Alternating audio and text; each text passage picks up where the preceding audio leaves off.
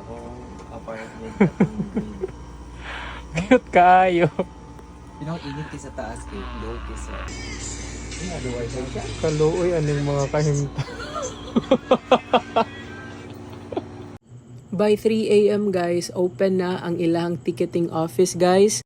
And mo nilang schedules, pwede ninyo ni siya i-pause guys nga part and kana ilang rates.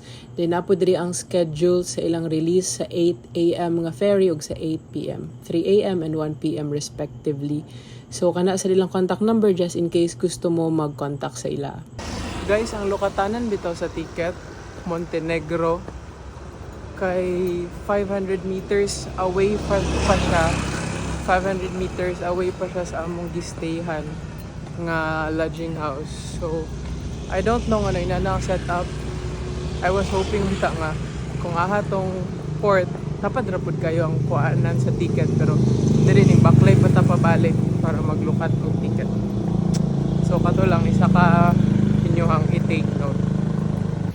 Good morning guys. It's 6:30 a.m. Sulod na ta sa port. Narami dira nagstay nga lodge guys. Oh. Tapos ang port is narapod mga 100 meter Nara siya. Or mga 50 meters ra gani. So yeah, let's continue this journey guys. Dapitan to Dumaguete. Guys, ang mga isa kauban si Pete is ning apas ra sa amo and isa ka advice nga kumahatag sa inyo no is pwede kaayo nga 3 a.m. na mumugikan sa Pagadian since ang first trip sa bus is 3 a.m. makaapas pa kayo mo sa 8 a.m. nga ferry diri sa Montenegro. Sa port guys, magbayad lang og 25 pesos nga terminal fee. Just in case you missed it, ganyan sa ticketing office guys, 616 pesos ang nabayaran namo per person from Dapitan to Dumaguete nga ticket. So inanin yung i-expect guys, inig makasakay na mo sa Montenegro. Pero you know what, sa pabalik na may from Dumaguete to Dapitan na ay bunk beds ang katong ferry nga among nasakyan.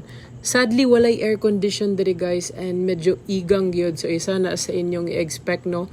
I think makatabang kung namoy paypay or namoy Jisoo Life nga dala. Here, gi-insert lang nako ang clip guys. Kataning pabalik na may from Dumaguete to Dapitan. So you could see na ay bunk beds. I think basig sa 8 p.m. ni nila nga schedule, makasakay mo ginani kay sa 8 a.m. lahi man gud among nasakyan. Travel time day guys no from Dapitan to Dumaguete is around 4 hours kapin. So here lunchtime na midapit na abot and we decided nga mag-lunch na lang sa diri sa Dumaguete. Pero you know what guys, one mistake that you could learn from us is wala mi nag-book og ticket in advance.